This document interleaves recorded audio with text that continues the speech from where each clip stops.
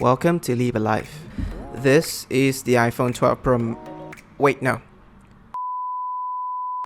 This is the OPPO Find X3 Pro, the latest flagship smartphone that features two main camera sensors that can capture 10-bit photos together with 10-bit screen. Colors is the word that OPPO used for the main theme of this phone, and that's exactly what we are going to talk about. Even though the camera module on the Find X3 Pro looks like a mirrored image of the iPhone 12 Pros, it has its own unique features that makes it unique. It comes with a 50 megapixel main sensor, 50 megapixel ultrawide that uses the exact same sensor just like the main camera, the 13 megapixel telephoto with 5 times hybrid optical zoom, and the last cherry on top is 3 megapixel microscope camera with 60x magnification. Yeah, you heard it right. It is 60x magnification. I got to say that the camera specs sounded super impressive. There are 2 main sensors, and the micro lens is really fun and interesting to use. It is literally a microscope integrated into a phone. The focus distance is literally millimeters from the lens. It has a very shallow depth of field, making it extremely difficult to focus. Oh, and there's also a little ring light that helps illuminate the subject when you get really close and your phone blocks all the lights. Here are some photos from the micro lens.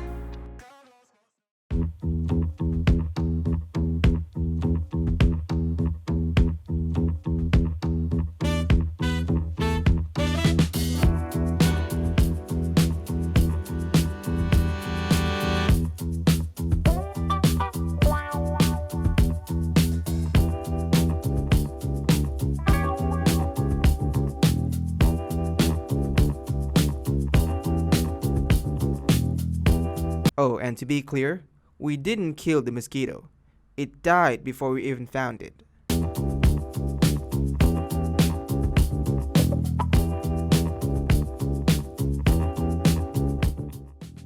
However, I don't think this feature would be used that often. Most of us don't need a microscope in our daily routine anyway. So now, let's talk about the other cameras. This time, we bring the OPPO Find X3 Pro against the iPhone 12 Pro Max and the S21 Ultra to see if the 2 main sensors will be able to go up against the 2 biggest boys in the market right now. The OPPO can shoot 10-bit photos, but in this test, we didn't turn on the 10-bit mode for the OPPO Find X3 Pro because we can't upload the 10-bit photos to YouTube, and most of us don't even have a 10-bit display anyway. Converting 10-bit photos into 8-bit might cause a quality loss. Plus, by default, the OPPO is set into 8-bit color anyway. Now, let's kick things off with dynamic range and detail. The dynamic range on 3 phones are very comparable. All of them really do well balancing the super bright highlight and deep dark shadow. But if you are really pixel peep, you will see that in the really dark shadow, the OPPO appears to be a little better at exposing more detail within the shadow, followed by the iPhone 12 Pro Max and S21 Ultra. On top of that, the OPPO photo contains the least noise in the shadow area amongst the 3. However, here the OPPO Find X3 Pro appears a little underexposed compared to the other 2. Shadow in some areas are crushed, while the iPhone and Samsung still maintain details quite well. For the details, I would say the 12 Pro Max and the S21 Ultra is really close, while the X3 Pro lagging behind quite a bit. There is too much digital sharpening to be seen here. Switching to the 108 megapixel on the S21 dramatically increases the details that it easily crushes these 2 phones. Even though the Find X3 Pro has a 50 megapixel sensor, I can't find a way to take 50 megapixel photo anywhere, so we are stuck with a 12-ish megapixel photo. The ultra-wide sensor on the Find X3 Pro is the exact same one on the main lens, so is it going to obliterate the ultra-wide photo on the other phones? Not exactly. Compared to the iPhone 12 Pro Max and Samsung S21 Ultra, the Find X3 Pro produces similar photos. I wouldn't say it is particularly any better, but the details and noise is definitely superior to the 2. but looking at it as a whole, there is no obvious difference that can instantly tell that this is a better photo. Now, for the main thing, the color.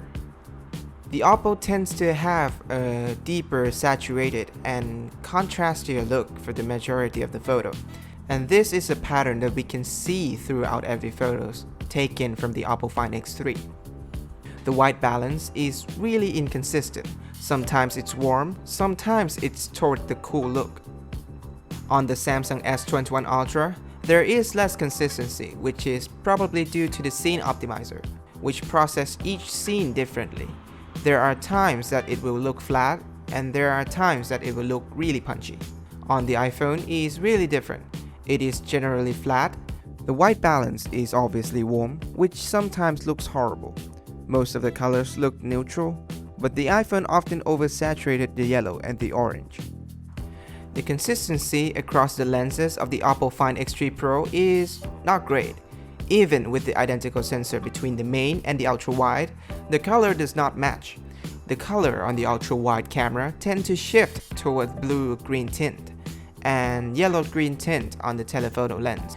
The S21 Ultra, however, the color consistency is pretty good, from the ultra-wide lens all the way to the 3x optical zoom, but on the 10x optical zoom lens there is a heavy cool tone to it.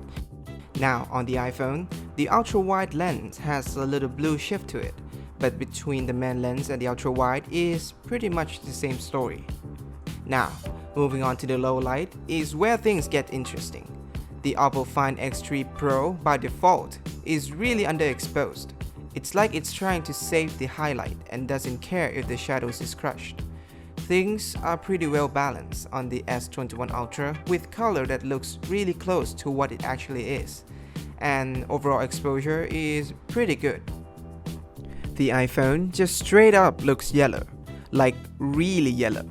The color is really messed up here, but the overall exposure is still better than on the OPPO. This is probably the problem for the iPhone's camera app that tends to oversaturate the yellow light pretty much every time, which looks really bad. But who knows, you guys might love that yellow color. Here, the Find X3 Pro is really underexposed that I had to tap on the building to make it exposed like the other two phones. Now, the detail on the OPPO is a lot better than the iPhone and on the Samsung. The noise is a lot more controlled here as well. Night mode probably kicks in here. But if we compare it to the default photo from OPPO, it is really underexposed, but the noise is still better than on the Samsung. And if we turn on the night mode, this is what it looks like. Details and noise improved by a margin on all phones. The looks on all three phones depends a lot on how each brand configures the post-processing. So I would say choose whichever you like. Personally, I prefer the S21 Ultra's photo. But now, let's take a closer look at the details here. We'll see that the detail on the Samsung is the worst amongst the three. The lines on the windows are all mushy. The OPPO is a little better, and the lines on the iPhone is really well maintained.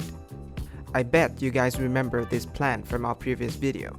We use this plant to test portrait modes all the time, and the OPPO came out really good. The Find X3 Pro can separate the subject from the background with no flaw. On Samsung, there is one very obvious area where it's blurred out the leaf, and on the iPhone has one less obvious part of the leaf blurred out. So if we talk about portrait mode, OPPO wins. So to sum everything up, the new OPPO Find X3 Pro does take a very great photos in every scenario. The Find X3 Pro really brings out the color in everything. They are very deep and vivid, but sometimes the color gets altered and not very accurate to the source. The two main sensors for me isn't worth it. The differences is not even that significant. They should have used those resources into fine-tuning a better software. The micro lens, however, is a very great additional feature. This is probably the first macro-ish camera that I enjoy using on a daily basis. However, all three smartphones are no doubt the best camera in the flagship bracket, but each came with different approach to photography, and it's up to you, the buyer, to decide which one you like the most. So that's about it. What do you guys think? Which one is your favorite? Comments down below. And as always, don't forget to leave a thumbs up, subscribe, and ring the bell icon to see more great contents in the future. See you guys next time. Stay safe.